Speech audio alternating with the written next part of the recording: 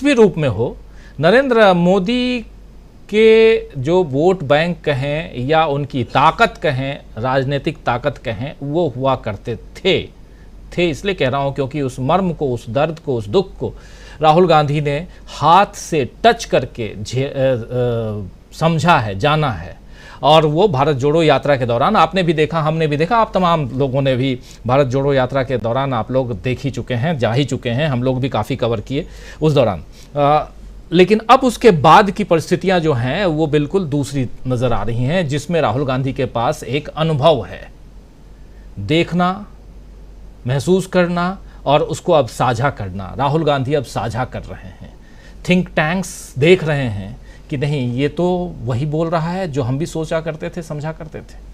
अब यहाँ जो परेशानी है बीजेपी की, क्या ये परेशानी सबसे बड़ी परेशानी के रूप में राहुल गांधी नजर आ रहे हैं, जो यहाँ कह रहे हैं कि सेंगोर हो चाहे राहुल गांधी सपने में आते हों। प्रोफेसर रविकांत जी कह रहे हैं कि अब तो राहुल गांधी सपने में भी आते होंगे मोदी जी के, रोज नींद हराम हो रखी होगी, और इसीलिए क्या राहुल के ऊपर जो ज़बरदस्त वार हो रहा है लगातार। यहाँ डिफेंड करने वाली बात नहीं, बात यह है कि देश की जो राजनीतिक दिशा है, सियासी जो आप कह रहे थे कि हवा बदलने वाली है, क्या वो वक्त अब आ गया है? आपके ही उस आज से 2 महीना पहले की भविष्यवाणी की तरफ बढ़ते हैं प्रशांत टंडन जी, जब आप कह रहे थे कि जुलाई अगस्त में हवा बदल जाएगी। ये जून का महीना चल रहा है, दिख रहा है बदलते हुए, क्योंकि मुझे पर्सनली मैं कहूं तो मुझे दिखने लगा, इसलिए मैं आप तक ये सवाल लेके फिर से आ रहा हूं। शायद आप भूल गए हो अपनी बात। नहीं, अभी नहीं भूलेंगे, क्योंकि मैं कुछ सूचनाओं के आधार पर कह रहा था और वो सूचनाएं सही साबित हो रही हैं। और मानसून समय पे आएगा तो बारिश होगी। पहले अमरेंदु जी की बात का मैं जवाब दे दूं कि अमरेंदु जी, अफवाह फैलाने का काम भी, नागपुर में कोई कंट्रोल रूम नहीं है मोगैम्बो के हेडक्वार्टर की तरीके का। ये अफवाह फैलाने का काम भी जो दूसरी लेयर है वही करती है। यही पुलिस वाले, पत्रकार, ब्यूरोक्रेट, टीचर, ये जो दूसरी लेयर है। और राजीव जी, बहुत बड़ी कीमत क्यों राहुल गांधी इमर्ज होके अब आए। मैं बात से सहमत हूं कि तजुर्बा होता है, तजुर्बे के साथ आदमी का व्यक्तित्व निखरता है, उसको उसकी बात कहने के तरीके में परिवर्तन आता है, उसकी शब्दावली बदलती है।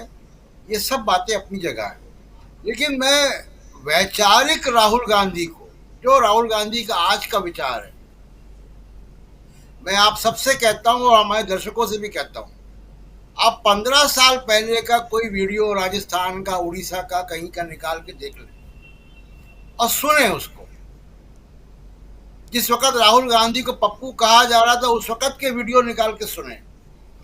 उसकी आज की भाषा में, शैली में, मुद्दों में कोई अंतर आपको नहीं मिलेगा। वही बात वो तब भी कर रहे थे।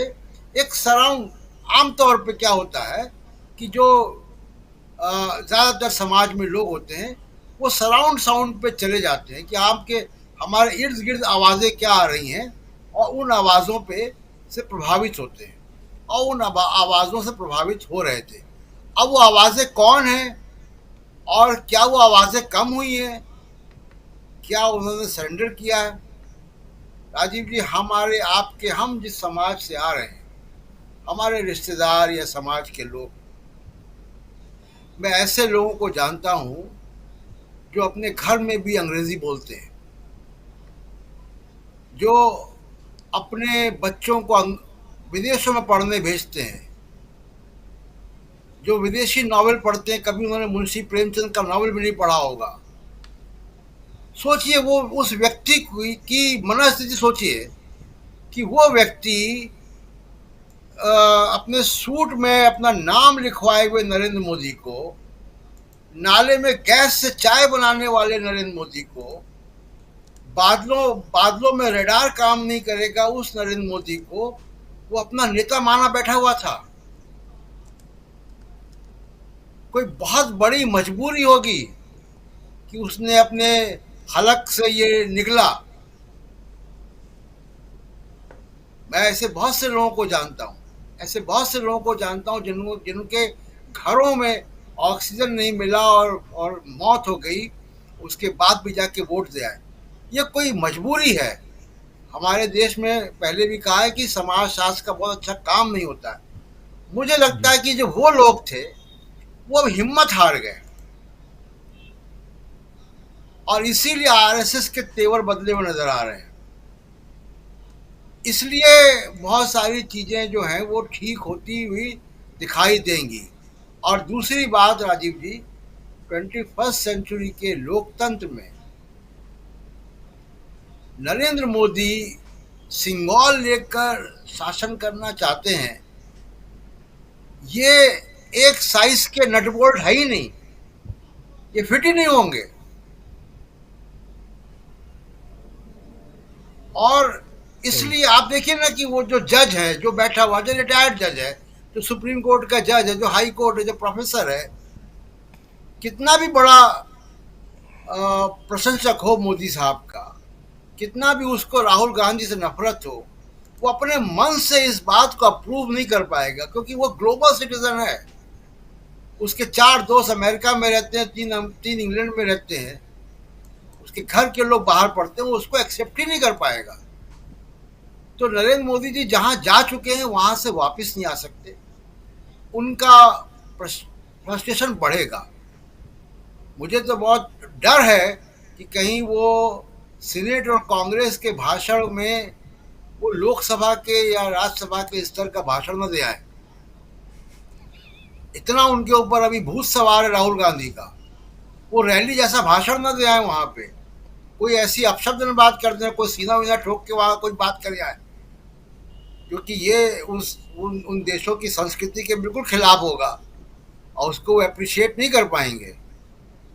तो और दूसरी एक बात राजीव जी, जो इलेक्टोरल मैथमेटिक्स है, जो 23 तारीख की बात आप लोग कर रहे हैं, वो जी जो 23 तारीख की इलेक्टोरल मैथमेटिक्स है वो 37% के अलावा है, वो 62% है।